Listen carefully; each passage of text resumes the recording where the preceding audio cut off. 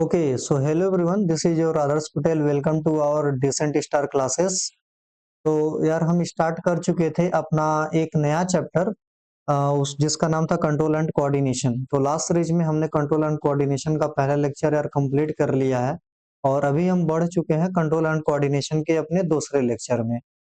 तो पहले वाले लेक्चर में हमने जो भी है नर्वस सिस्टम के बारे में काफी हद तक हमने कुछ बातें कर लिया था। तो चलिए एक बार हम फिर आपको दिखा देते हैं कि लास्ट सीरीज में हमने क्या-क्या पढ़ा था और जो आज वाली सीरीज है, इस सीरीज में हम क्या-क्या पढ़ने वाले हैं।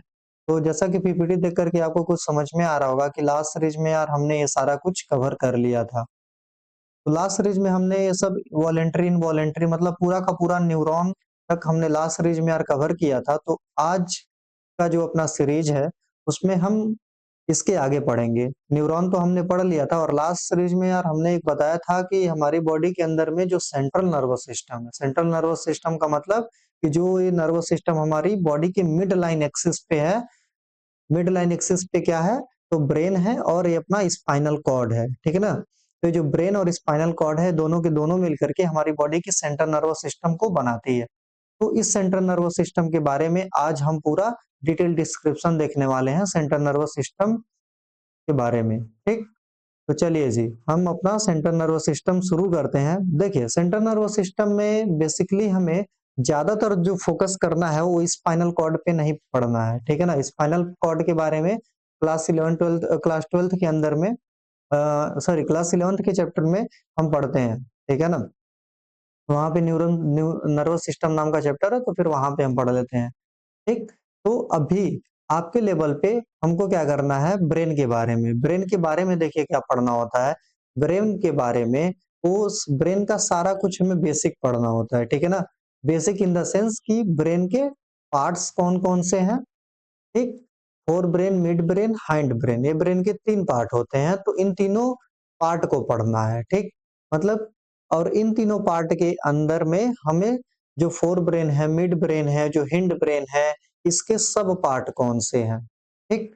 तो इन सब पार्ट को भी पढ़ना है प्लस इनके बारे में एक-एक, दो-दो लाइन और इसका क्या पढ़ना है, हमें जो सब पार्ट है इसका कुछ फंक्शन पढ़ लेना है। समझ में आया क्या? तो यहाँ तक पढ़ लेंगे तो ये अपना जो है एक जो नर्वस सिस्टम वाला पार्ट है, ये खत्म हो जाएगा। उसके बाद हम पढ़ेंगे अपना एक एंडोक्राइन वाला पार्ट। हमने बताया था लास्ट सीरीज में कि नर्वस पार्ट और एंडोक्राइन पार्ट दोनों मिला करके बॉडी हमारी काम करती है और जो काम कर रही है इसको बोलते हैं हम इंटीग्रेटेड सिस्टम। इस इंटीग्रेटेड सिस्टम को हम पहले अपना नर्वस वाला पार्ट पढ़ते हैं। इस नर्वस वाले पार्ट में 2 पार्ट होते हैं, ठीक? इन दोनों पार्ट में कौन-कौन सा पार्ट हो गया? तो एक तो हमें न्यूरॉन पढ़ना होता है। क्यों? क्योंकि जो नर्वस सिस्टम की स्मॉलेस्ट पार्ट कौन है? स्मॉलेस्ट यूनिट क्या होती है? तो न्यूरल सिस्टम सॉरी जो न्यूरॉन है, तो न्यूरॉन का हमने कल पूरा डिटेल पढ़ लिया। अब आज के लेक्चर में हम क्या पढ़ने वाले हैं? इसका जो सेंट्रल नर्वस सिस्टम पार्ट है मतलब ब्रेन के बारे में पढ़ेंगे। समझ में आया क्या? तो चलिए जी, ये जो अपना बॉडी का सबसे मोस्ट इम्पोर्टेंट ऑर्गन है जो ब्रेन, क्योंकि ब्रेन से ही बॉडी पूरी कंट्रोल होती है, तो इसके बारे में हम पढ़ लेते हैं। तो देखिए, जब हम अपने ब्रेन के बारे में बात करते हैं, तो हम सबको पता है कि जो हमारा ब्रेन है, वो काफ़ी सॉफ्ट है, डेलिकेट है और ब्रेन ही हमारे इस पूरे बॉडी का एक तरीके से मास्टर है, सीपीयू है। यही क्या है भैया? सीपीयू है। सीपीयू इन द सेंस कि इसी से सब कुछ प्रोसेस हो रहा है। समझ में आया? तो ये जो काफ़ी डेलिकेट ऑर्गन है, जो काफ़ी नाजुक सा ऑर्गन है, इसको हम ऐसे रख तो नहीं देंगे, तो इसको हमें काफ़ी प्रोटेक्शन देकर के रखना पड़ेगा, ठीक है ना? काफ़ी इसके इसको सुरक्षा कवच बोल सकते हैं, इसको काफ़ी सुरक्षा कवच के अंदर में रखना पड़ेगा। तो ठीक उसी तरीके से हमारी बॉडी में आप जानते हैं रखी भी हुई है, इस स्कल के अंदर, इस खोपड़ी के अंदर इतना सारा बोन है, ठीक है ना? इतना सारे बोन के अंदर में हमारा जो ब्रेन है, एक काफ़ी जो डेलिकेट ऑर्गन है, इम्पोर्टेंट पार्ट है बॉडी का, ठीक है ना? ये रखा हुआ है। समझ में आया क्या? तो देखिए, मतलब अगर हम एक ओवरव्यू दें तो मतलब हमको ये जो अपना पार्ट है ना इतना, ये जो हमारा फेस का पार्ट है ना, इसके बारे में पढ़ना है, ठीक? चलिए जी, तो अगर हम ब्रेन के बारे में कुछ-कुछ लिखना चाहें, तो जो हमारा ब्रेन है, ये इसको हमें क्या करना पड़ेगा? हमें प्रोटेक्ट करना पड़ेगा। ठीक है ना, इसको हमें सुरक्षा देनी पड़ेगी और सुरक्षा दे करके रखनी पड़ेगी किसके अंदर, स्कल के अंदर। ठीक है ना, ये स्कल क्या है, एक बोनी प्रोटेक्शन है। क्या भैया, स्कल जो है एक ए बोनी कवरिंग है और बोनी प्रोटेक्शन है। इसी के अंदर में, इस बोनी कवरिंग के अंदर में हम, हमारा ये जो ब्रेन है, क्या है, ये जो ब्रेन है हम इसको रखे हुए हैं। ठीक, तो देखिए जब हम इस बोनी कवरिंग की बात करते हैं, ठीक है ना, जब हम इस अपने खोपड़ी की बात कर रहे हैं, जब स्कल की बात कर रहे हैं, तो हमारा जो ये बोनी कवरिंग है, इसको हम स्कल बोल रहे हैं। तो ये है अपना, ये जो खोपड़ी यही है ना, यही है खोपड़ी और खोपड़ा। ठीक, तो ये जो है ये कुछ बोन से घिरा हुआ है, चार अलग अलग इसके साइड हैं। ठीक है ना, तो देखिए पहला साइड कौन है, तो पहला साइड देखिए ये है फ्रंटल पार्ट।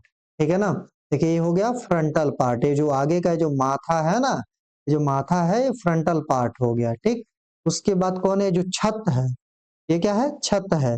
तो ये क्या बना रही है भैया, ये पेराइटल पार्ट है। समझ में आया क्या, ये जो छत है ये क्या है, ये पेराइटल पार्ट है। ठीक, उसके बाद ये जो साइड का है, क्या, ये जो साइड का है ये क्या है, टेम्पोरल पार्ट है। ये जो पीछे का है, पीछे का, इसको क्या बोलेंगे, ऑसिपिटल। क्या बोलेंगे भैया, ऑसिपिटल। ये जो पीछे का पार्ट है ऑसिपिटल। तो ये जो फ्रंटल पार्ट है हमारी, ये जो बोनी कैविटी है, इसका आगे का भाग है फ्रंटल। पेराइटल क्या है, छत बनाता है। पेराइटल क्या है, ये छत बनाता है। टेम्पोरल क्या है, ये जो है साइड, साइड में जो बोन लगा है ना, ये जो साइड की दीवारें हैं, ये क्या है, ये टेम्पोरल है। ऑसिपिटल क्या है, ये हमारा ये पीछे का पार्ट है। क्या है, पीछे का पार्ट है।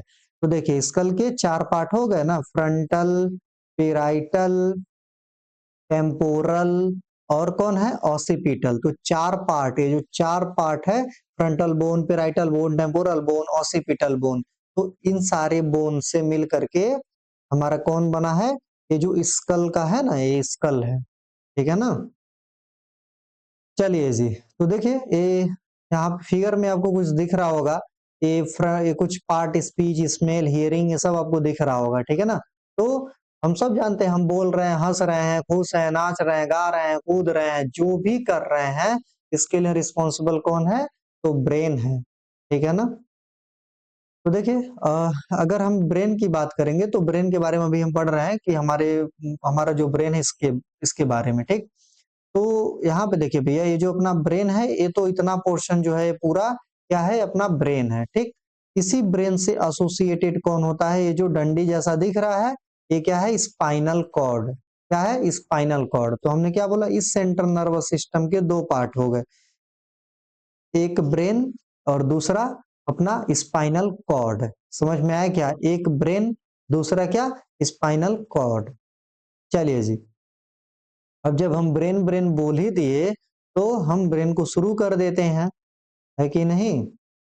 चलिए भैया, ब्रेन, तो जब हम बात करेंगे अपने ब्रेन का, किसका, जब हम बात करेंगे अपने ब्रेन का, तो जब भी हम ब्रेन की जिक्र करते हैं, तो इसमें हमें कुछ ध्यान देना है। ये जस्ट सेकेंड, थोड़ा मैं इसमें यार स्पेस क्रिएट करना चाह रहा,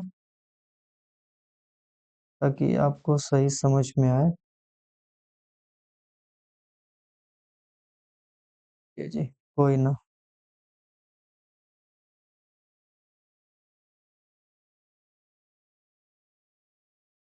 हाँ भैया, देखिए ये जो अपना कौन है, ये जो अपना ब्रेन है, ये अब आपको अच्छे से दिखेगा, इधर मैं बैठा हूं तो दिखेगा नहीं। इसमें तीन पार्ट होते हैं, एक तो होता है फोर ब्रेन। क्या होता है, एक होता है फोर ब्रेन, एक दूसरा होता है क्या, मिड ब्रेन, तीसरा क्या होता है, हाइंड ब्रेन। जस्ट सेकंड, मैं यार एक मिनट, मैं इसको आपको अच्छे से समझाता हूँ। हाँ, देखिए भैया, अगर हम ब्रेन का बात करेंगे, इस ब्रेन के अंदर में हमारा जो है, इसका हम तीन पोर्शन कर लेते हैं। ठीक, एक तो होता है फोर ब्रेन, दूसरा होता है क्या, मिड ब्रेन, तीसरा होता है कौन, ए हाइंड ब्रेन। ठीक, तो फोर ब्रेन, मिड ब्रेन और हाइंड ब्रेन, ए ब्रेन के तीन पार्ट हो गए, मतलब आगे वाला ब्रेन, पीछे वाला ब्रेन और बीच वाला ब्रेन। समझ में आ गए, कॉमन लैंग्वेज में हमने समझा दिया। तो देखिए भैया, ये fore brain, mid brain, hind brain, ये तो तीन पार्ट हो गए, बचपन से सबको पता है। तो फोर ब्रेन के क्या क्या पार्ट हैं? तो फोर ब्रेन के जो पार्ट हैं, तीन पार्ट होते हैं। एक जो होता है, इसको बोलते हैं हम सेरिब्रम। क्या बोलते हैं? सेरिब्रम। दूसरा जो फोर ब्रेन का पार्ट है, इसको बोलते हैं हम थैलेमस। क्या बोलते हैं? थैलेमस। तीसरा जो ब्रेन का पार्ट है, इसको क्या बोलते हैं? हाइपोथैलेमस। ठीक, उसके बाद देखिए, उसके बाद है मिड ब्रेन। मिड ब्रेन में ज्यादा नहीं पढ़ना होता है। मिड ब्रेन क्या करता है? ये जो फोर ब्रेन है और ये जो हाइंड ब्रेन है, इन दोनों ब्रेन को आपस में जोड़ने का काम कौन करता है? तो मिड ब्रेन करता है। तो जोड़ता किसके किसके मदद से है, तो हम वो देख रहे हैं। देखिए, इसमें दो पार्ट हो गए, इसको बोलते हैं, पार्ट नहीं है बेसिकली, इसमें पढ़ना होता है आपको, सेरिब्रल एक्विडक्ट, और एक इसका पार्ट होता है, इसको बोलते हैं कॉर्पोरा क्वाड्रिजेमिया। ठीक है क्या? सेरिब्रल एक्विडक्ट और दूसरा कॉर्पोरा क्वाड्रिजेमिया, तो हमको इसके बारे में पढ़ना है। उसके बाद देखिए भैया, हिंड ब्रेन। तो हिंड ब्रेन में हमको पढ़ना होता है सेरिबेलम। क्या हो गया? सेरिबेलम। उसके बाद क्या पढ़ना होता है? पोन्स के बारे में। उसके बाद में पढ़ना होता है मेडुला के बारे में। किसके बारे में? मेडुला के बारे में। तो देखिए, ये जो फोर ब्रेन है, यहाँ पे हमने क्या लिखा है? सेरिब्रम लिखा है। समझ में आया क्या? सेरिब्रम है। और यहाँ पे क्या है? सेरिबेलम है। तो इससे कंफ्यूज नहीं होना है। ये जो सेरिब्रम है, ये फोर ब्रेन का पार्ट होता है, और ये जो सेरिबेलम होता है, ये हाइंड ब्रेन का पार्ट होता है। अरे समझ में आया क्या? फोर ब्रेन, मिड ब्रेन और हाइंड ब्रेन। तो हाइंड ब्रेन का पार्ट है सेरिबेलम, फोर ब्रेन का पार्ट है सेरिब्रम। उसके बाद कौन है? Thalamus, hypothalamus. चलिए एक एक लाइन इसके बारे में देखते हैं, फिर हम पूरा पीडीएफ से अपने पढ़ लेंगे। तो फोर ब्रेन जो है, ये आगे का पार्ट है, आपको समझ में आ गया। तो इसके तीन पार्ट हो गए, ये सेरिब्रम, थैलेमस और हाइपोथैलेमस। ठीक है क्या? देखो भैया, सेरिब्रम जो होता है, ये हमारे ब्रेन का सबसे मेन पार्ट होता है। समझ में आया? सेरिब्रम क्या होता है? ये जो सेरिब्रम है, ये हमारे ब्रेन का सबसे मेन पार्ट अगर कुछ होता है, तो ये सेरिब्रम होता है। ठीक है ना, जिसको हम बोलते हैं ना दिमाग। दिमाग सेरिब्रम को ही बोलते हैं बेटा, समझा क्या? सेरिब्रम को दिमाग बोलते हैं। ठीक, तो मतलब दिमाग कहने से मतलब ये हुआ कि मेमोरी, इंटेलिजेंस, ये सब किसकी वजह से आता है? तो इसी सेरिब्रम जो होता है, हमारी थिंकिंग, मेमोरी, इमोशन, इन सब चीज, एंगर, ग्रीफ, ये सब के लिए ये सेरिब्रम हमारा रिस्पॉन्सिबल होता है। ठीक, थैलेमस, थैलेमस को आगे चल के आप पढ़ेंगे, इसको रिले सेंटर बोलते हैं। इसके बारे में आपको ज्यादा कुछ नहीं पढ़ना है, बस थैलेमस के बारे में आप एक लाइन पढ़ लीजिए। रिले सेंटर इंफॉर्मेशन प्रोसेसिंग में कुछ हेल्प करेगा, बस इतना पढ़ लीजिए आप। इसको हम बोलते हैं रिले सेंटर। समझा? रिले सेंटर बोलते हैं। उसके बाद ये जो हमारा हाइपोथैलेमस है, ये हाइपोथैलेमस काफी इंपॉर्टेंट पार्ट होता है। ठीक, क्योंकि जो हमारा एंडोक्राइन का पोर्शन है ना भैया, ये जो हमारा हार्मोनल जो भी मैकेनिज्म है, जो एंडोक्राइन वाला पोर्शन है, इसको ये जो हमारा हाइपोथैलेमस है, ये बहुत हद तक कंट्रोल करता है। ठीक, हाइपोथैलेमस हमारे फर्स्ट को कंट्रोल करता है, हाइपोथैलेमस हमारे हंगर को कंट्रोल करता है, एक्सेट्रा एक्सेट्रा, हमारी भूख प्यास, ठीक है ना, हमारी बॉडी की जो नॉर्मल रिदम है, मेंस्ट्रुअल साइकिल है, इन सब को कंट्रोल करने का काम किसको दिया गया है? हाइपोथैलेमस को दिया गया है। देखिए भैया, उसके बाद ये जो फोर ब्रेन है और ये जो हाइंड ब्रेन है, ये दोनों आपस में एक दूसरे से मिलजुल करके, एक दूसरे से कोऑर्डिनेट हो करके, एक दूसरे के साथ मिलजुल करके काम करते हैं। कौन कौन? तो फोर ब्रेन और हाइंड ब्रेन, हमारी बॉडी का फोर ब्रेन और हाइंड ब्रेन, आगे वाला भाग और पीछे वाला भाग। तो बच कौन गया? Mid brain. समझा? तो मिड ब्रेन क्या करता है? ये जो फोर ब्रेन और हाइंड ब्रेन दोनों को आपस में ये मिलाने का काम करता है, एकदम नारद मुनि की तरीके से है मिड ब्रेन अपना। ठीक, तो इस मिड ब्रेन के दो पार्ट होते हैं, सेरिब्रल एक्विडक्ट, इससे क्या होता है? कुछ फ्लूइड वगैरह पास होता है। ठीक, इसके बाद है कॉर्पोरा क्वाड्रिजेमिया, इसके बारे में आपको ज्यादा नहीं पढ़ना है कॉर्पोरा क्वाड्रिजेमिया के बारे में, ठीक। तो मिड ब्रेन आप बस इतना समझ लीजिए, मिड ब्रेन क्या करता है, फोर ब्रेन और हाइंड ब्रेन को आपस में एक दूसरे से इंटीग्रेट करने का कोई काम करता है। तो कौन करता है, यही जो अपना मिड ब्रेन है, यही काम करता है फोर ब्रेन और हाइंड ब्रेन को आपस में इंटीग्रेट कराने का, ठीक है क्या। चलिए जी, इसके बाद है अपना हाइंड ब्रेन। हाइंड ब्रेन मतलब ये जो पीछे वाला पार्ट है, ठीक है ना, इसको हाइंड ब्रेन बोल रहे हैं। तो ये है सेरिबेलम।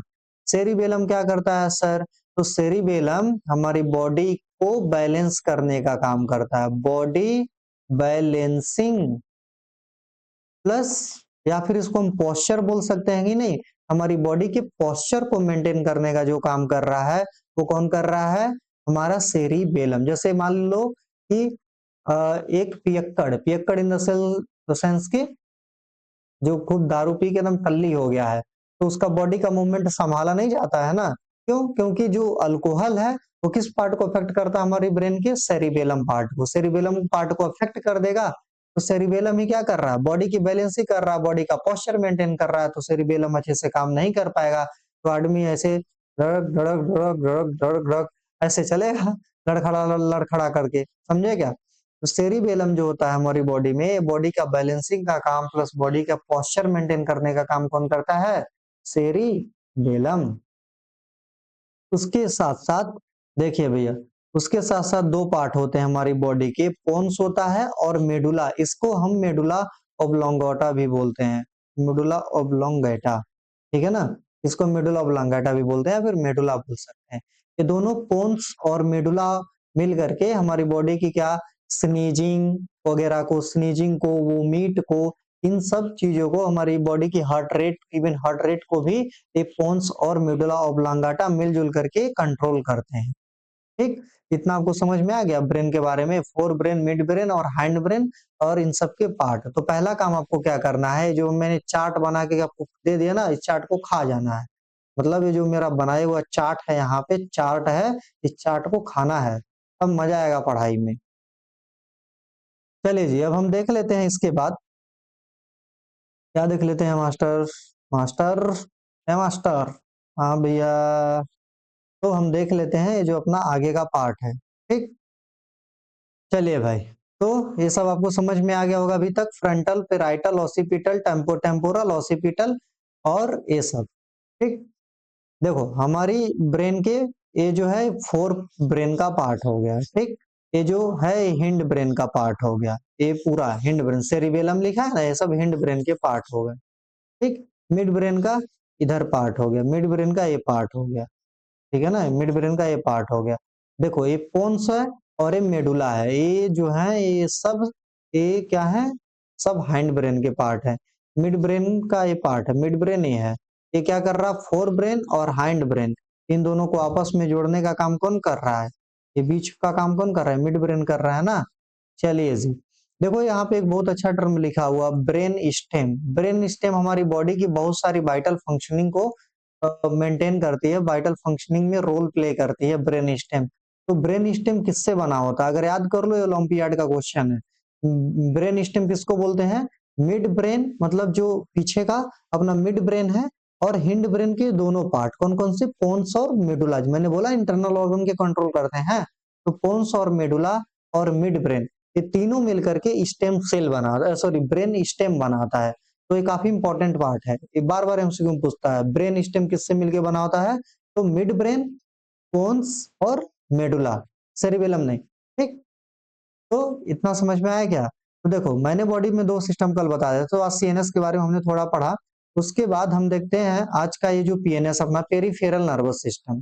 तो कल तो मैंने बता दिया था, देखो जैसे ये अपनी बॉडी की मिड लाइन एक्सिस है, मिड लाइन एक्सिस मतलब ये जो अपना सीएनएस वाला पार्ट है, स्पाइन है, इससे जो एसोसिएटेड नर्व होंगे ना, इससे जुड़े हुए जो नर्व होंगे, इसको हम बोलेंगे क्या, पेरिफेरल, मतलब जो साइड के हैं इसको हम बोलते हैं पेरीफेरी पे जो लगा है ना, वो साइड वाइज, इसको हम पेरिफेरल नर्वस सिस्टम बोल रहे हैं। इस पेरिफेरल नर्वस सिस्टम के दो पार्ट होते हैं, एक तो ऑटोनॉमिक, ऑटोनॉमिक का नाम में क्या है, ऑटो, मतलब ये हमारी बॉडी की इंटरनल ऑर्गन की कंट्रोलिंग रखते हैं, ठीक है ना, ये हमारी बॉडी में इनवॉलेंट्री एक्शन के लिए रिस्पॉन्सिबल है। ऑटोनॉमिक नर्वस सिस्टम हमारी बॉडी का इनवॉलेंट्री एक्शन कंट्रोल करता है। उसके बाद भैया ये जो हमारी बॉडी का क्या है, एक सोमैटिक नर्वस सिस्टम है। क्या है? एक सोमैटिक नर्वस पार्ट है जो हमारी वॉलेंटरी वॉलेंटरी चीजों को कंट्रोल करती है। किसको? ये हमारी वॉलेंटरी एक्शन को कंट्रोल करती है। ऑटोनोमी क्या है? ये जो हमारी बॉडी की इनवॉलंटरी एक्शन है ना, इनवॉलंटरी एक्शन इसको कंट्रोल करेगी। समझ में आया क्या? देखिए, इस ऑटोनोमिक नर्वस सिस्टम में दो पार्ट होते हैं, पैरासिम्पैथेटिक और सिंपैथेटिक। देखिए नाम में क्या लगा है, सिंपैथेटिक। सिंपैथेटिक हमारी बॉडी को फाइट और फ्लाइट के कंडीशन में के लिए तैयार करता है। ठीक है ना, जैसे बॉडी के पास कोई इमरजेंसी कंडीशन आ गई, जैसे कोई मारने वाला आ गया, ठीक है ना, तो मारने वाला आ गया, क्या तरीका है, या तो भाग जाओ या तो लड़ लो, तो वही फाइट और फ्लाइट। ठीक है ना, तो या तो डर जाओ या तो फाइट करो उससे, या तो डर जाओ या तो फ्लाइट करो, यही दो चीजें है ना, तो इसको कौन कंट्रोल करता है? सिंपैथेटिक। ठीक है ना, तो उसके बाद है पैरासिम्पैथेटिक। पैरासिम्पैथेटिक जो होता है हमारी बॉडी के खुशी का साथी है।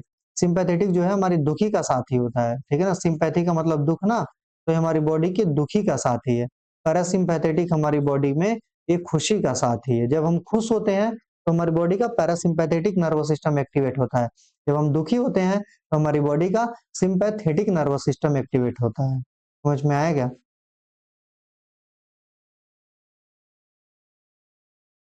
इतना समझ में आ गया आपको, सेंट्रल नर्वस सिस्टम और बाकी सारा कुछ।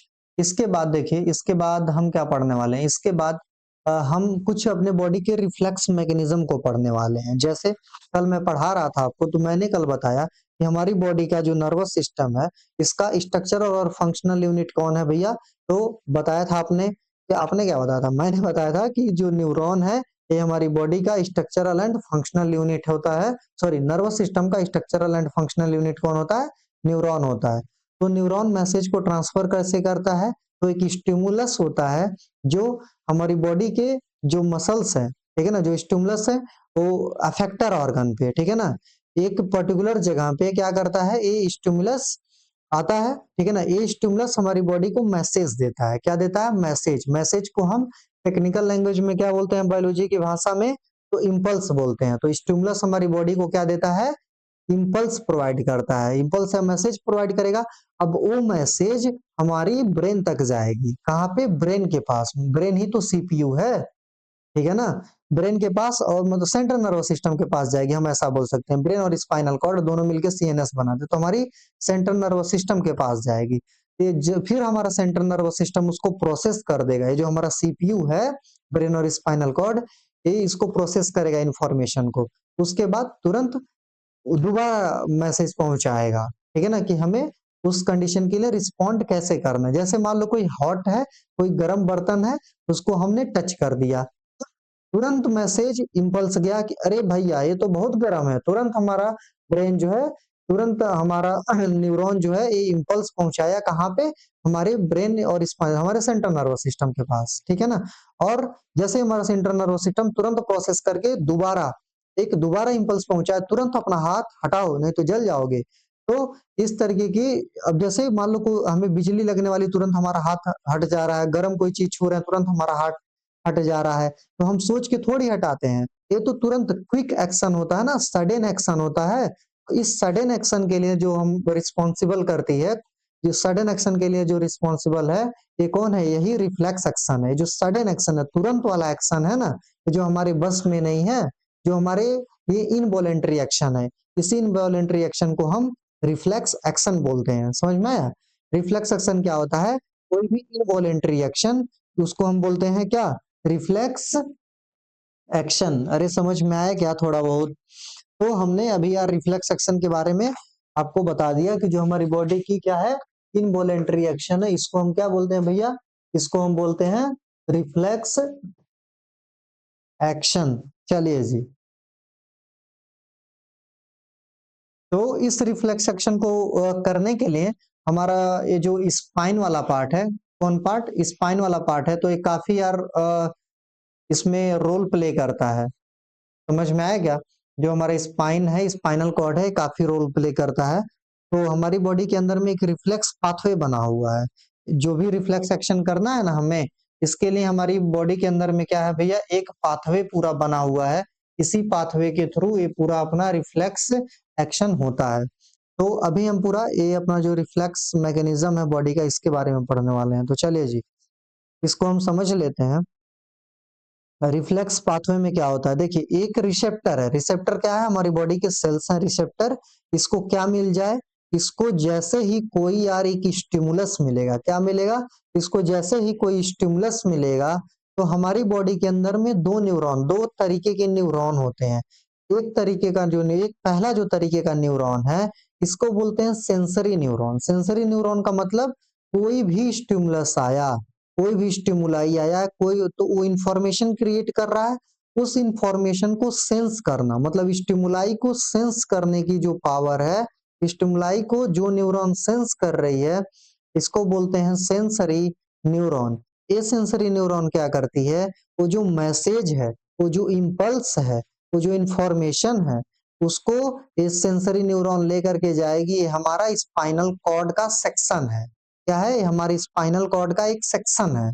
इसको हमारी स्पाइनल कॉर्ड पे लेकर के जाएगी। देखिए आपको मैं एक चीज बताता हूँ, जब हमारा ब्रेन रेस्ट कर रहा होता है, क्या बोला, जब हमारा ब्रेन रेस्ट कर रहा होता है उस टाइम पे हमारी बॉडी की रक्षा करने के लिए स्पाइनल कॉर्ड जग रहा होता है। समझ में आया क्या, जैसे नींद आया, हम सो गए, हमारा ब्रेन तो रेस्ट कर रहा है पर स्पाइनल कॉर्ड उस टाइम पे भी अलर्ट होता है। जैसे हम सो रहे हैं, कोई हमारे ऊपर अचानक से पानी फेंक दिया तो हम तुरंत जग जाएंगे, ये किसकी वजह से हुआ, तो हमारे स्पाइनल कॉर्ड जो है हमेशा एक्टिवेट रहता है। ठीक है ना। तो ये जो सेंसरी न्यूरॉन है ये स्टिमुलस के इंफॉर्मेशन को लेकर के जाएगी कहाँ पे, इस स्पाइनल कॉर्ड के पास। ठीक, ये उसके बाद यहाँ पे देखिए क्या लग रखा है, इंटर न्यूरॉन। फिर ये जो इंफॉर्मेशन है, ये जो मैसेज है यहाँ पे आया स्पाइनल कॉर्ड के पास, फिर ये स्पाइनल कॉर्ड इस इंफॉर्मेशन को लेकर के जाएगी जो हमारा मोटर नर्व फाइबर, सॉरी, जो हमारा इफेक्टर मसल्स है, या फिर जिस यहाँ पे स्टिमुलाई ने डिस्टरबेंस क्रिएट हुआ है, किया है वहां पे, तो इस स्पाइनल कॉर्ड से लेकर के इस मसल्स तक जो नर्व लेकर के आ रही है इंफॉर्मेशन को, इसको बोलते हैं मोटर नर्व फाइबर। क्या बोलते हैं भैया, मोटर नर्व फाइबर। तो एक तो है सेंसरी, जो इंफॉर्मेशन को लेकर के जाती है स्पाइनल कॉर्ड तक, जो सीएनएस तक इंफॉर्मेशन को लेकर के जा रही है, जो सेंस करके लेके जा रही है, इसको बोलते हैं सेंसरी न्यूरॉन। और जो इंफॉर्मेशन को वहां से मसल्स तक लेकर के आ रही है, इसको बोलते हैं मोटर न्यूरॉन। समझ में आया क्या, तो हमारी बॉडी के अंदर में दो न्यूरॉन होगा, एक सेंसरी न्यूरॉन, एक मोटर न्यूरॉन, एक सेंसरी न्यूरॉन और एक मोटर न्यूरॉन। तो ये जो पूरा का पूरा अभी जो हमने मैकेनिज्म बताया, इसी को हम बोलते हैं रिफ्लेक्स मैकेनिज्म। और इस रिफ्लेक्स मैकेनिज्म को करने के लिए ये जो पाथवे बना हुआ बॉडी के अंदर में, जो रास्ता बना हुआ है, इसको बोलते हैं रिफ्लेक्स पाथवे। ये जो आर्क जैसा बन रहा है ना, देखिए जैसे सर्कल बनाया, तो अगर इस सर्कल में ये क्या है, ये आर्क ही तो है, आर्क ऑफ द सर्कल। तो ये जो आर्क बन रहा है इसीलिए इसको हम बोलते हैं रिफ्लेक्स आर्क। ठीक है क्या, चलिए जी, इसके बाद हम यहाँ पे कुछ डिफिनेशन लिखा हुआ है, इसको बस पढ़ लेते हैं, आपको समझ में आएगा। रिफ्लेक्स एक्शन क्या होता है, the reflex action is defined as an unconsciousness. Unconsciousness का मतलब बिना कुछ सोचे हम तुरंत जवाब दे रहे हैं। जैसे हमें मान लो कोई अचानक से हिट करने आ रहा है, ठीक है ना, हम तुरंत अपना हाथ वहां पे लगा लेंगे, ठीक है ना, अपने प्रोटेक्शन के लिए तुरंत हाथ हटा लेंगे। ऐसा थोड़ी कि पहले सोचेंगे फिर हाथ लगाएंगे, तब तक तो मार के निकल जाएगा। तो ये जो अनकॉन्सियस होकर के, जो बिना हम सोचे समझे हमारी बॉडी जो रिस्पॉन्स करती है इमरजेंसी कंडीशन में या फिर किसी कंडीशन में, इसको हम बोलते हैं अनकॉन्सियसनेस, विदाउट विल।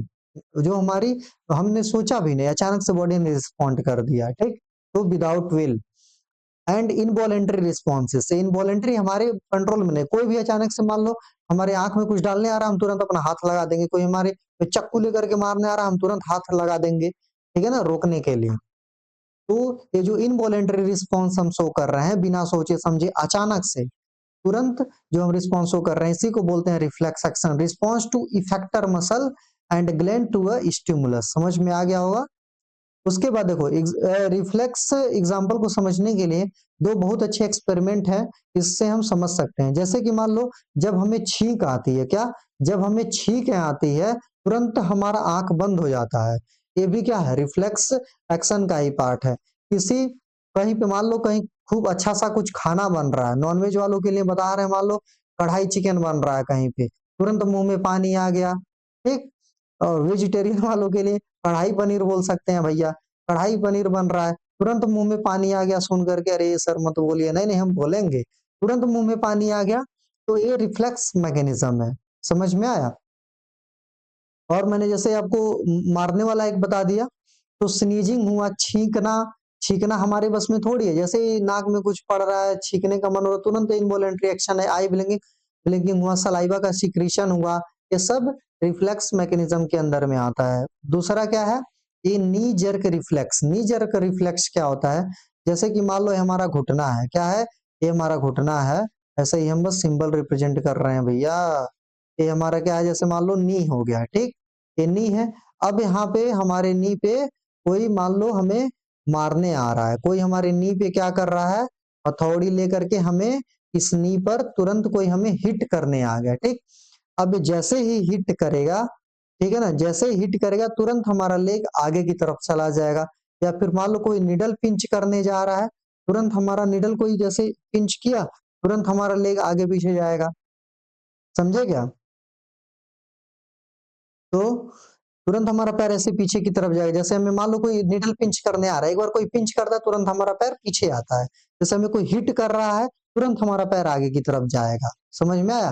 तो ये जो हम बिना सोचे समझे रिस्पॉन्स कर रहे हैं, तो इस रिस्पॉन्स को हम क्या बोलेंगे भैया, नी जर्क रिफ्लेक्स बोलते हैं। तो क्या लिखा है, strike below the knee cap, kick the leg forward.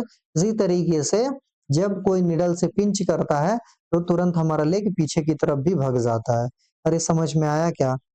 चलिए जी, इसके बाद क्या है, इसके बाद है अपना रिफ्लेक्स आर्क है। रिफ्लेक्स आर्क में हम क्या पढ़ रहे हैं भाई, रिफ्लेक्स आर्क क्या है, ये पाथवे ही है, बता दिया, pathway follow by stimulus during the reflex action. Reflex action के जो के दौरान जो पाथवे फॉलो हो रहा है, इसको हम बोलते हैं रिफ्लेक्स आर्क, ठीक। Reflex arc is formed in spinal cord, ये मैंने बता दिया आपको। Although the information input also reach to the brain, तो ब्रेन और स्पाइनल कॉर्ड दोनों मिलकर के हर एक इंफॉर्मेशन को प्रोसेस करते हैं। इसीलिए तो बोला है जो सीएनएस एक तरीके से सीपीयू है हमारा। तो रिफ्लेक्स पाथवे कंप्राइज किससे मिलके बना हुआ, तो एक है एफरेंट न्यूरॉन, जैसे मैं किडनी पढ़ाया था, तो एफरेंट आर्टरी। एफरेंट मतलब मैसेज को लेकर के आने वाली, जो मैसेज को लेकर के आने वाली है, इसको हम सेंसरी भी बोलते हैं ना। तो एक एफरेंट न्यूरॉन चाहिए और एक efferent neuron, E for exit याद कर लो, लेकर के जाने वाली जो इफरेंट न्यूरॉन है, ये सारे मिलकर के एफरेंट और इफरेंट मिलकर के रिफ्लेक्स पाथवे बनाते हैं। और ये दोनों के दोनों एक सिरिंज सीरीज में अरेंज है। जैसे आप पीछे वाला देखो इस वाले फिगर को, तो एक सीरीज में अटैच है। यहाँ पे बीच में क्या है, ये इंटर न्यूरॉन है, समझ में आया, ये है इंटर न्यूरॉन। यहाँ से मैसेज आया, फिर यहाँ पे ये जो मैसेज है, ये वाला जो न्यूरॉन है अब अपना मैसेज इस वाले न्यूरॉन को ट्रांसफर कर दे रहा है। तो यहाँ पे किसकी मदद से कर रहा है, तो इंटर न्यूरॉन की मदद से कर रहा है। चलिए जी, इसके बाद हम आपको यहाँ पे कुछ पढ़ाते हैं, जैसे कि फंक्शन ऑफ सेंसरी न्यूरॉन। तो ये आपको समझ में आ गया, ये इम्पल्स को कैरी करता है वहां से एफेक्टर से लेकर के कहाँ तक, ब्रेन और स्पाइनल कॉर्ड तक, ब्रेन या फिर स्पाइनल कॉर्ड तक, सीएनएस तक लेकर के जाता है। मोटर न्यूरॉन का फंक्शन समझ में आ गया, इम्पल्स को कैरी करता है कहाँ से, सीएनएस से इफेक्टर तक, ठीक, मसल्स तक, ठीक है ना। देखिए जी, तो ये तो पूरा रहा रिफ्लेक्स आर्क। अब है ह्यूमन ब्रेन। तो ह्यूमन ब्रेन तो मैंने पहले ही समझा दिया है। ब्रेन कहाँ पे लोकेटेड है, तो स्कल। स्कल क्या है, एक बोनी कैविटी है। इस बोनी कैविटी को किस नाम से बोलते हैं, क्रेनियम। क्रेनियम को हम ब्रेन का बक्सा भी बोलते हैं, ब्रेन बॉक्स भी बोलते हैं। ये क्या करता है, हमारी ब्रेन को प्रोटेक्शन प्रोवाइड करता है। अरे समझ में आया क्या, इसीलिए इसको हम बोल रहे हैं क्रेनियम, ठीक। इस क्रेनियम के अंदर भी जो हमारा ब्रेन है, इस क्रेनियम के अंदर भी ऐसा नहीं है कि सीधे ब्रेन रख दिया गया है। इस क्रेनियम के अंदर भी 3 लेयर है, समझ में आया। जैसे हड्डी हो गया, इस हड्डी के नीचे ऐसे 3 लेयर है, एक क्रेनियम हो गया, इसके अंदर में ब्रेन रखना है। इन तीनों लेयर, इन तीन लेयर हो गया।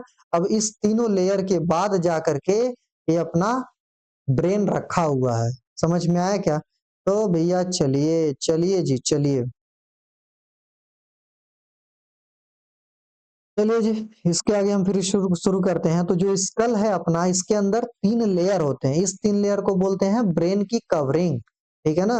जैसे ब्रेन की कवरिंग है, ब्रेन के ऊपर एक पूरा कवर लगा हुआ है, इसको बोलते हैं मेनिंजेज। ठीक है ना। तो कभी भी आपसे मेनिंजेज के बारे में पूछा जाए तो मेनिंजेज क्या होती है, ये हमारी मेनिंजेज जो है ब्रेन की कवरिंग होती है। ठीक है ना। और ये जो मेनिंजेज होते हैं 3 लेयर होती हैं इन मेनिंजेज की। DAP आप याद कर लीजिए, क्या DAP, डायामीटर, आर्केनाइड और पायामीटर। ड्यूरामीटर क्या है, सॉरी ड्यूरामीटर, ड्यूरामीटर क्या है, ये आउटर लेयर है। ठीक है ना। ये जो मेनिंजेज की सबसे ऊपर वाली लेयर है ये हो गई ड्यूरामेटर। इसके बाद जो हो गई है बीच वाली ये है आर्केनाइड, आर्केनॉइड, आर्केनॉइड।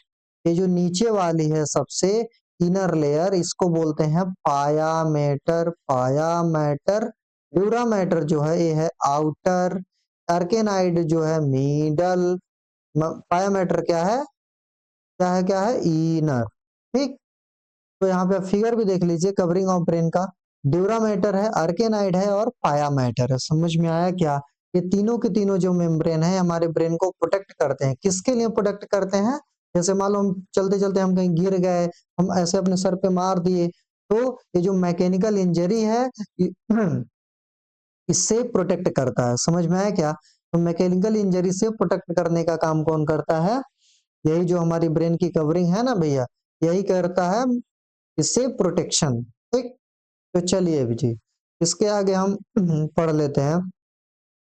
ये जो मेनिंजेज होते हैं कौन कौन, ये जो ड्यूरामेटर, आर्केनाइड और पायामेटर है ना, ये जो मैंने आपको मेनिंजेज बताया, इसके बीच बीच में फ्लूइड भरा होता है। क्या भरा होता है, इसके बीच में फ्लूइड भरा होता है, जिसको हम बोलते हैं क्या, सेरिब्रोस्पाइनल फ्लूइड। ठीक है ना। इसको बोलते हैं क्या, सेरिब्रोस्पाइनल फ्लूइड। तो ये जो स्पेस बिटवीन जो मेनिंजेस हैं इसके बीच में एक लिम्फ के जैसा, ठीक है ना, एक कलरलेस फ्लूइड भरा हुआ है, व्हाइट इस कलर का फ्लूइड भरा हुआ है, जिसको हम बोलते हैं CSF। शॉर्ट फॉर्म में क्या बोलते हैं इसको, शॉर्ट फॉर्म में इसको बोलते हैं CSF। CSF का मतलब बोलो भैया, तो cerebro spinal fluid, cerebro spinal fluid.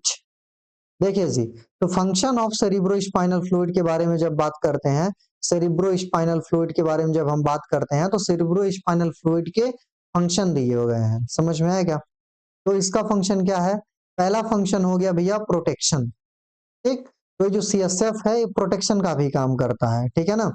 देखो जैसे कि ऐसा है कि ब्रेन डेलिकेट ऑर्गन है, इसके ऊपर जैसे क्या बोल सकते हैं हम, इसमें गाड़ी में वो लगा रहता है ना एयर बैग। हाँ, गाड़ी में क्या लगा रहता है, एयर बैग। जब एक्सीडेंट होने वाला होता है तो एयर बैग खुल जाता है। सिमिलरली ये जो CSF है यहाँ पे एयर बैग की तरीके से ही काम कर रहा है। ठीक है ना। तो ये प्रोटेक्शन करता है हमारे ब्रेन को। ठीक है ना। मैकेनिकल इंजरी से शॉक एब्जॉर्प्शन का काम करता है। ठीक है ना। तो ये जो CSF होता है एक कशन की तरीके से, जैसे बैलून है, ठीक है ना, बैलून में हमने पानी भर दिया, अब हम यहाँ पे हीट कर रहे हैं, ठीक है ना, ऐसे मारना चाह रहे हैं, तो थोड़ा सा शॉक एब्जॉर्ब कर लेगा कि नहीं, तो ये शॉक एब्जॉर्प्शन का काम कर रहा है। तो एक कशन की तरीके से, कशन की तरीके से, तकिए की तरीके से काम कर रहा है। ठीक है ना। कशन प्रोवाइड करता है ब्रेन और स्पाइनल कॉर्ड को। तो पहला फंक्शन तो आपको समझ में आ गया। ठीक। ये लिखा ना बफर अगेंस्ट इंजरी, तो प्रोटेक्शन प्रोवाइड कर रहा है। दूसरा है बायंसी। ठीक है ना। देखो लिक्विड है और लिक्विड के अंदर में हमारा ब्रेन है। ठीक है ना। तो लिक्विड क्या करती है, हर एक चीज को अपने सरफेस पे फ्लोट कराना चाहेगी। मतलब लिक्विड क्या प्रोवाइड करता है, फ्लूइड क्या प्रोवाइड करता है, एक फोर्स जिसको बोलते हैं बायंट फोर्स या फिर बायंसी, जानते हैं। तो जो बायंसी प्रोवाइड करने का काम कौन करता है, ये CSF बायंसी, CSF जो है बायंसी भी प्रोवाइड करता है हमारे ब्रेन को। ठीक है ना। इसीलिए तो ये जो ब्रेन है ये वेट वेट वाली चीज है ना, ब्रेन ऐसा थोड़ी है कि 100 ग्राम का है इस तरीके से। ठीक है ना। 50 ग्राम का ब्रेन है ऐसा थोड़ी है, ब्रेन के पास अपना कुछ वेट है। ठीक है ना। तो इस इतने पर हमें वेट फील थोड़ी हो रहा है, तो वेट फील क्यों नहीं हो रहा है, ड्यू टू दिस CSF। ये CSF क्या है, ये बायंसी प्रोवाइड कराता है। ठीक। चलिए जी, तो हमारा ब्रेन इसी में फ्लोट कर रहा है और इफेक्टिव वेट को, जो इफेक्टिव वेट है इसको रिड्यूस कर देता है कौन, CSF, और डैमेज से बचाता है, सब हम जानते हैं। देखो भाई अभी जो वाटर है ना, वाटर जैसा कुछ है ना CSF, तो ये क्या करता है, ये वेस्ट को रिमूव करने का भी काम करता है, ठीक है ना। ब्रेन के अंदर जो ब्रेन भी हमारा प्रोसेस कर रहा है ना, तो ब्रेन के अंदर जो अगर कुछ वेस्टफुल मटेरियल बन रहा है तो इसको ब्रेन के अंदर जो गंदगी आ गई, मान लो कोई फॉरेन चीजें आ गई, वैसे ब्रेन के पास तो अपना ब्लड ब्रेन बैरियर होता है, पर ब्रेन के अंदर का जो भी वेस्ट प्रोडक्ट है इसको रिमूव करने का काम करेगा। Waste product in the sense की O2 गया, CO2 बना, तो CO2 क्या है, एक वेस्ट प्रोडक्ट हो गया, तो ये जो लिक्विड है CO2 रिमूवल का काम कर देगा। CSF जो है इसमें भी हेल्प करेगा। चलिए भाई, ये लिक्विड जैसा है तो ये न्यूट्रिएंट का ट्रांसपोर्ट भी करेगा, ठीक है ना। ब्लड में सारा कुछ है, ठीक है ना, तो ये अपना न्यूट्रिएंट भी ट्रांसपोर्ट करेगा, प्लस हार्मोन भी इसी CSF के थ्रू ट्रांसपोर्ट होता रहता है। समझ में आया क्या? देखो भैया, अगर CSF में कुछ डिस्टरबेंस होता है, CSF में डिस्टरबेंस होने का मतलब CSF के सर्कुलेशन में अगर कुछ डिस्टरबेंस हो रहा है, तो जो कंपोजिशन या फिर उसके कंपोजिशन में कुछ डिस्टरबेंस हो रहा है, तो बहुत अलग अलग तरीके का ना न्यूरोलॉजिकल इशू हो जाएगा, ठीक है ना। और जो कि अच्छा नहीं होता है, हमारी ब्रेन की फंक्शनिंग को ये क्या करता है, ये खराब करता है, ठीक है ना। तो देखो, ये तो मैंने पढ़ा दिया, फोर ब्रेन का पार्ट सेरिब्रम होता है, थैलमस होता है, हाइपोथैलेमस होता है, सब फोर ब्रेन के पार्ट हैं, ठीक। Cerebrum, thalamus, hypothalamus fore brain के पार्ट हैं। तो मिड ब्रेन के पार्ट कौन है, तो ये जो मिड ब्रेन है अपना, इसका पार्ट कौन कौन है, तो इसका पार्ट ये तो मिड ब्रेन ही है, ठीक। इसका मिड पार्ट इसमें लिखा नहीं है, ठीक है ना। चलो भैया, उसके बाद ये जो अपना कौन है, ये अपना है हाइंड ब्रेन, ठीक। हाइंड ब्रेन का कौन कौन पार्ट है, तो सेरिबेलम है, पोन्स है और मेडुला है। समझ में आ गया, जो सेम कलर से मैंने किया, ये उसका पार्ट है, ठीक है ना। चलिए जी, चलिए भाई, इसको हम और आगे पढ़ा लेते हैं। तो अब ये जो अलग अलग पार्ट है, जैसे लिखा है ना function of fore brain part, तो अब अलग अलग ब्रेन का पार्ट हम अलग अलग पढ़ लेते हैं, खत्म हो जाएगा चैप्टर, फिर इंडोक्राइन हम अगले लेक्चर से शुरू कर देंगे। तो देखिए जी, ये जो फोर ब्रेन है, इसका एक पार्ट है अपने पास कौन, सेरिब्रम। तो सेरिब्रम जो होता है, ये लार्जेस्ट पार्ट होता है हमारे ब्रेन का, ठीक है ना। ये क्या करता है सेरिब्रम, तो देखिएगा, रूफ ऑफ सेरिब्रम, सेरिब्रम की जब हम बात करते हैं ना, तो इस पे कुछ फोल्डिंग, जैसे हमारा ब्रेन ऐसा थोड़ी एकदम स्मूथ दिखाई, इसके पास ऐसा कुछ फोल्डिंग है ना, इसी फोल्डिंग को हम बोलते हैं, जो रिजेज होता है इसको हम गहराई बोलते हैं, और जो डिप्रेशन होता है ना, इसको हम सल्कस और गायरा सल्काई बोलते हैं। डिप्रेशन को सल्काई बोलते हैं, और जो रिजेज बन रहा है इसको हम गहराई बोलते हैं, ठीक है ना। तो सल्काई और गहराई किसके पास होते हैं, सेरिब्रम के पास होते हैं अपने, ठीक है ना। तो यही सल्काई और गहराई जो होता है ना भैया, यही जो सल्काई और गहराई है, ये सब सल्काई और गहराई जो है, ये इंटेलिजेंस के लिए रिस्पॉन्सिबल होते हैं। जितना ज्यादा सल्काई गहराई, उतना ज्यादा न्यूरॉन सरफेस एरिया बढ़ जाए। सरकाई और गहराई देखिए क्या करता है, ये जो सल्काई और गहराई है ना, ये सरफेस एरिया को बढ़ा देता है। अच्छा सर, सरफेस एरिया को बढ़ा देता है, हाँ, सरफेस एरिया को बढ़ा देगा तो न्यूरॉन बढ़ जाएंगे, न्यूरॉन बढ़ गया तो ये जो इंटेलिजेंस वगैरह है, ये सब फैक्टर बढ़ जाएंगे, ठीक है ना। तो चलिए जी, इसमें क्या है, फंक्शन लिखा हुआ है। फंक्शन में क्या क्या लिखा है, तो फोर ब्रेन का फंक्शन जैसा लिखा है आप नोट कर लीजिए, या फिर जो हमारी डिसेंट स्टार की बुक है इसको आप ऑर्डर करिए, हमको मैसेज करिए, आपको बुक मिल जाएगी। कुछ दिन में हम कोशिश करते हैं फ्लिपकार्ट अमेजन पे भी हम अवेलेबल हम कर पाए, तो आप एक परचेज करिए और ये सारा नोट आप ले सकते हैं, ठीक। चलिए भाई, ये है अपना फंक्शन। फंक्शन क्या है, ये सेंटर है, इंफॉर्मेशन को स्टोर करने का एक सेंटर है। और एक्सपीरियंस हुआ, थिंकिंग, मेमोरी, लर्निंग, इमोशन, इन सबको कौन देखभाल करता है, इन सबको कौन कंट्रोल कर रहा है, तो सेरिब्रम कंट्रोल कर रहा है। सेरिब्रम किसका पार्ट है, भूलना नहीं है, फोर ब्रेन का पार्ट है, ठीक है ना। Reason for auditory reception, speech के लिए, हमारी फेशियल मसल के लिए, सब फोर ब्रेन ने जो है, ये जो भी हमारी आगे का पार्ट है ना, जो सेंस ऑर्गन है, हम बोल रहे हैं, हम सुन रहे हैं, हम आंख से देख रहे हैं, ठीक है ना, ये सब हमारा सेरिब्रम कंट्रोल करता है, ठीक। जो टच है, स्मेल है, कॉन्सियसनेस है, सब सेरिब्रम में है। सेरिब्रम बोले तो फोर ब्रेन का पार्ट, ठीक। उसके बाद फोर ब्रेन का ही हमारे पार्ट है कौन, ये हाइपोथैलेमस, ठीक है ना। हाइपोथैलेमस, तो हाइपोथैलेमस के बारे में अभी हमने बोला कि हार्मोनल सिक्रेशन ज्यादा ये देखता है, उसके साथ साथ ये हमारी बॉडी की हंगर, हमें कब भूख लग रही है, कैसी प्यास लग रही है, हमारी बॉडी की टेम्परेचर को भी कौन रेगुलेट करता है? ये हाइपोथैलेमस। अच्छा सर, हाइपोथैलेमस होता कहाँ पे है? तो हाइपोथैलेमस आप पढ़ेंगे हमारी ब्रेन के अंदर में होता है हाइपोथैलेमस, ठीक। अच्छा, एक खास बात और है, हम आप कभी सुने होंगे हमारी बॉडी के अंदर में एक मास्टर ग्लैंड होता है। आप नाम सुने होंगे उस मास्टर ग्लैंड का, जो जो है इसको हम बोलते हैं पिट्यूटरी ग्लैंड, ठीक है ना। पिट्यूटरी ग्लैंड को क्या बोलते हैं? Master gland. मास्टर ग्लैंड का मतलब कि ये जो है ये सारे ग्लैंड को जो कंट्रोल कर रहा है, इसको मास्टर ग्लैंड बोल रहे हैं। पिट्यूटरी ग्लैंड जो होता है ना, ये बॉडी के जितने भी ग्लैंड है, जो भी हार्मोनल वाली चीजें हैं, सबको कंट्रोल करने का काम कौन करता है भैया? तो अपना पिट्यूटरी ग्लैंड काम करता है, ठीक है ना। इसीलिए हम पिट्यूटरी ग्लैंड को बोलते हैं भैया मास्टर ग्लैंड, ठीक। तो ये पिट्यूटरी ग्लैंड होता कहाँ है? तो पिट्यूटरी ग्लैंड जो होता है, आप आगे चल के पढ़ेंगे, जो हमारी ब्रेन है या फिर जो हमारे क्रेनियम है, ब्रेन बॉक्स है, इसके पास एक कैविटी होती है जिसको बोलते हैं सेला टर्सिका। इसी सेला टर्सिका कैविटी के अंदर में पिट्यूटरी ग्लैंड पाया जाता है, ठीक। और या फिर ऐसे बोल सकते हैं, जो हाइपोथैलेमस है ना, इसी हाइपोथैलेमस के ही नीचे हमारा पिट्यूटरी ग्लैंड पाया जाता है। देखिए, तो देखिए हाइपोथैलेमस है ऊपर, ये हाइपोथैलेमस हो गया। यहाँ पे जो एकदम मटर के दाने जितना, ये हो गया पिट्यूटरी ग्लैंड। ये क्या हो गया? पिट्यूटरी ग्लैंड, ठीक है ना। पिट्यूटरी ग्लैंड हो गया। ये जो मटर के दाने जितना है, पी शेप, इसको हम बोलते हैं पिट्यूटरी ग्लैंड किस शेप का होता है? तो पी शेप्ड का कौन हो गया? Pituitary gland. इस पिट्यूटरी ग्लैंड को के ऊपर होता है ए हाइपोथैलेमस। क्या है? हाइपोथैलेमस। समझ में आ गया? तो ये जो पिट्यूटरी ग्लैंड है, इसके आगे कौन है? हाइपोथैलेमस है। समझ में आया? हाइपोथैलेमस है। तो हाइपोथैलेमस को भी कंट्रोल कौन करता है? सॉरी, पिट्यूटरी, ये जो हाइपोथैलेमस है ना, पिट्यूटरी ग्लैंड को भी कंट्रोल करता है। पिट्यूटरी ग्लैंड सारे ग्लैंड को कंट्रोल करता है, पर पिट्यूटरी ग्लैंड को भी कंट्रोल करने वाला कौन है? हाइपोथैलेमस जो है, इस पिट्यूटरी ग्लैंड को कंट्रोल कर रहा है। तो सोचो सोचो भैया, सोचो ध्यान से, अगर इसको हम बोलते हैं मास्टर ग्लैंड, पिट्यूटरी ग्लैंड को हम बोल रहे हैं कि ये मास्टर ग्लैंड है, तो हाइपोथैलेमस क्या हुआ? ये तो इसका भी बाप हुआ ना। मतलब पिट्यूटरी का बाप कौन हो गया? हाँ, हाइपोथैलेमस हो गया। तो इसीलिए हम हाइपोथैलेमस को बोलते हैं मास्टर्स। क्या? मास्टर्स ऑफ मास्टर, मतलब मास्टर का भी मास्टर। हाँ, मास्टर का भी मास्टर कौन है बेटा? हाइपोथैलेमस है। और मास्टर कौन है बेटा? तो पिट्यूटरी ग्लैंड है। अरे समझ में आया क्या?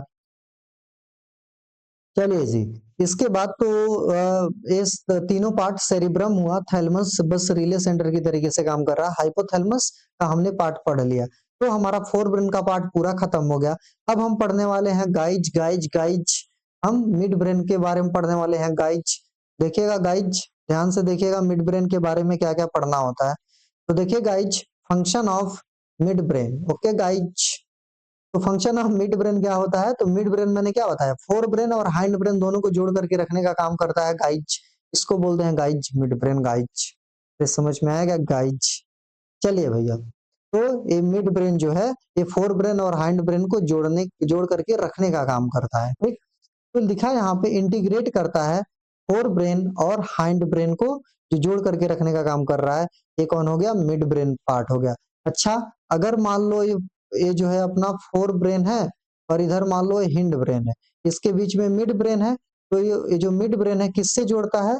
तो एक बैंड के जैसा स्ट्रक्चर होता है, जिसको हम बोलते हैं कॉर्पस कैलोसम, ठीक है ना। ये बेसिकली क्या है? जो दोनों सेरिब्रम है ना, इसको जोड़ करके जो बैंड रखते हैं, इसको हम बोलते हैं कार्पस कैलोसम, ठीक है ना। तो ये मिड ब्रेन करता है क्या? इनवॉलेंट्री एक्शन को कंट्रोल करता है, ठीक है ना। ये बस इतना याद रख लो, मिड ब्रेन के बारे में ज्यादा फंक्शन नहीं पढ़ना है। इसके बाद देखिए भैया, हाइंड ब्रेन के बारे में पढ़ते हैं। हाइंड ब्रेन, ठीक। हाइंड ब्रेन के बारे में पढ़ना है। तो फोर ब्रेन मिड ब्रेन हमने खत्म कर लिया। अब हाइंड ब्रेन क्या है? पीछे वाला पार्ट है। हाइंड ब्रेन के कौन कौन से पार्ट थे? तो हमने क्या लिखवाया? सेरिबेलम है, कौन से, और मेडुला है। तो देखिए भैया, सॉरी, ये जो हाइंड ब्रेन है क्या कंट्रोल करती है? तो सलाइवा, हमारे बॉडी की ब्लड प्रेशर, उल्टी, वोमिट, और बॉडी के बैलेंस को कौन कंट्रोल कर रहा है? तो सेरिबेलम। कौन कंट्रोल कर रहा है भैया बॉडी के बैलेंस को? ये जो बॉडी का बैलेंस है, इसको कंट्रोल करता है सेरिबेलम, ठीक। चलिए जी, ये जो सेरिबेलम है, ये हमारी बॉडी के बैलेंस को कंट्रोल करता है। चलिए जी, इसके बाद है अपना फंक्शन ऑफ सेरिबेलम। तो सेरिबेलम क्या करता है? तो यहाँ पे पहले लिखा हुआ है कि जो सेरिबेलम है ये हमारी बॉडी का पोस्चर और बैलेंस मेंटेन कर रहा है, ठीक है ना। और क्या कर रहा है, तो ये इनवॉलेंटरी एक्शन को भी कंट्रोल कौन कर रहा है, तो यही कर रहा है। अरे कुछ समझ में आ रहा है क्या भैया? अगर समझ में आ रहा है तो ठीक है, नहीं समझ में आ रहा है तो उससे भी ठीक है। और क्या ही किया जा सकता है बताइए। Oh my God, oh my God. तो सेरिबेलम जो है पोस्चर को और पोस्चर और बैलेंस को मेंटेन कर रहा है, इनवॉलेंटरी एक्शन को। उसके बाद देखिए जी, पोन्स के बारे में पढ़ना है। पोन्स के बारे में क्या करता है, तो पोन्स के अंदर क्या होता है, पोन्स के अंदर में भैया फाइब्रस ट्रैक होता है, ठीक है ना। और ये फाइब्रस ट्रैक ब्रेन के अलग अलग रीजन पे जाता है, ठीक है ना। पोन्स अभी हमको जितना नॉलेज है ना, इसके अलावा भी हमारे ब्रेन के अंदर में बहुत सारा छोटा छोटा फाइब्रस ट्रैक है और बहुत सारा फंक्शन को कंट्रोल कर रहा है, ठीक है ना। तो ब्रेन के बारे में हम बोल सकते हैं हमारी अभी के लेवल पे बहुत ज्यादा स्टडी नहीं है। अगर हम कितना ही पढ़ लें, हम मान के चलेंगे ब्रेन का हमने 2-3% 4-5% मैक्सिमम पढ़ लिया है, इससे ज्यादा नहीं, ठीक है ना। तो ब्रेन बहुत वास्ट है, इसको समझना शायद अभी बस की बात नहीं है, ठीक है ना। जितना समझो उतना कम है, सागर में सागर भरने जैसा चीज है। चलिए भैया, तो पोन्स में क्या है, फोन फाइब्रस ट्रैक है। ये क्या करता है, अलग अलग ब्रेन के रीजन को ना आपस में एक दूसरे से इंटरकनेक्ट करने का भी काम कौन करता है, ये पोन्स। मतलब और क्या करता है, पोन्स जो है हमारी रेस्पिरेटरी रिदम सेंटर का मालिक होता है, कंट्रोल करता है। मतलब हमारी जो सांस है ना, ये जो हमारी रेस्पिरेशन की जो रिदम है, इसको भी कंट्रोल करने का काम कौन करता है, पोन्स करता है, ठीक। इसके बाद देखिए, इसके बाद फंक्शन पढ़ लेते हैं भैया, मेडुला ऑब्लांगाटा। क्या है, मेडुला ऑब्लांगाटा। ये किसका पार्ट है, पोन्स भी हिंड ब्रेन का पार्ट था, सेरिबेलम भी, और मेडुला ऑब्लांगाटा भी हिंड ब्रेन का पार्ट है। याद हो जाना चाहिए तुमको।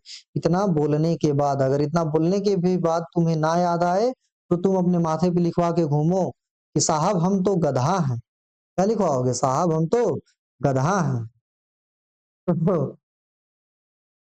देखिए भैया, ये जो है अपने पास मेडुला ऑब्लांगाटा। मेडुला ऑब्लांगाटा क्या कंट्रोल करता है, मेडुला ऑब्लांगाटा कंट्रोल करता है हमारी हार्ट की रेट को कंट्रोल करता है, हार्ट बीट की रेट को कंट्रोल करता है, ब्रीदिंग को कंट्रोल करता है, हमारी ब्लड प्रेशर को भी कंट्रोल करता है। कौन, मेडुला ओब्लांगाटा। इसके साथ हमने क्या बताया, वोमिट, कफिंग, स्नीजिंग, इन सब को भी कंट्रोल करने का काम कौन करता है भैया, ये जो हमारा मेडुला ओब्लांगाटा है, ठीक।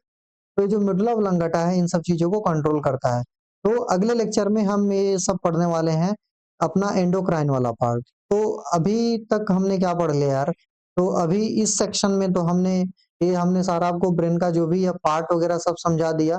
तो इस तरीके से हमने ज्यादातर अभी के सेक्शन में हमने पूरा मिड ब्रेन का लगभग फोर ब्रेन, मिड ब्रेन और हाइंड ब्रेन, इन सारा चीज को हमने पढ़ लिया, ठीक। दैट मीन्स कि जो हमारा सेंट्रल नर्वस सिस्टम है, इसको हमने बहुत अच्छे तरीके से पढ़ लिया भैया।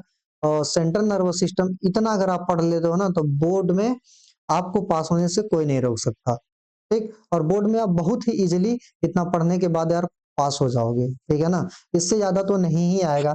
बोर्ड क्या, कोई भी आप एग्जामिनेशन का पेपर उठा के देखो, इतना मोर देन इनफ है अगर आप इस लेक्चर को फॉलो करते हो, ये हमारी गारंटी है।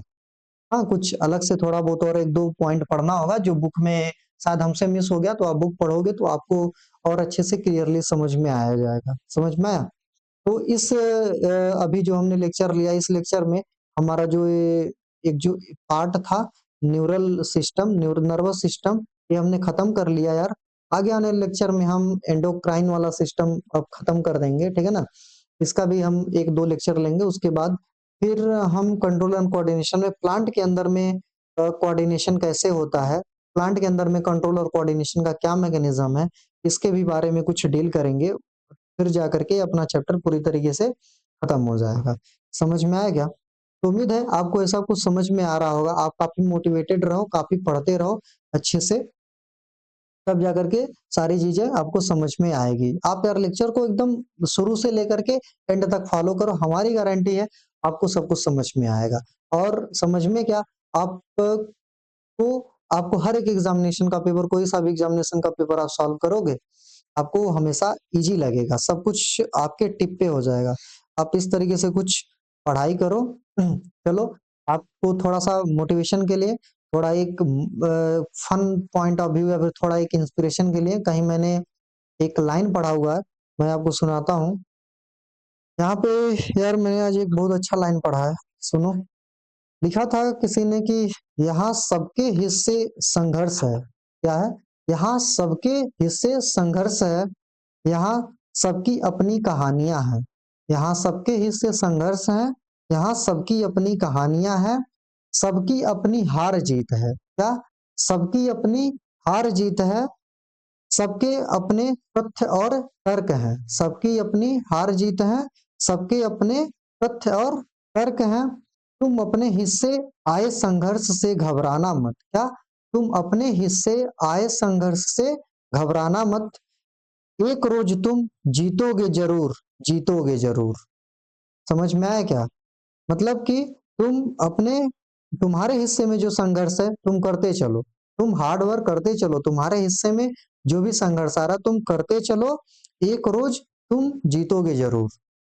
ठीक है ना? तो एक दिन ऐसा आएगा जब ये सारा मेहनत आपको वर्थ इट लगेगा। मैं बार बार बोल रहा हूँ कि हर एक आगे का डॉट पीछे वाले डॉट से कनेक्टेड है। तो जो आज आप मेहनत कर रहे हो, जो आप 4-4, 5-5, 10-10 घंटा, 6-6 घंटा पढ़ रहे हो, ये सब आपको एक दिन वर्थ इट लगेगा यार। आपको आप सोच भी नहीं पाओगे जितना आपने उम्मीद किया है उससे ज्यादा ही कहीं आपको वो हर एक चीज मिलेगी जिसके लिए आप शायद आप तरस रहे हो, जिसका आप उम्मीद कर रहे हो, जिसको आप सोच रहे हो। बस आप मेहनत करते चलो, करते चलो।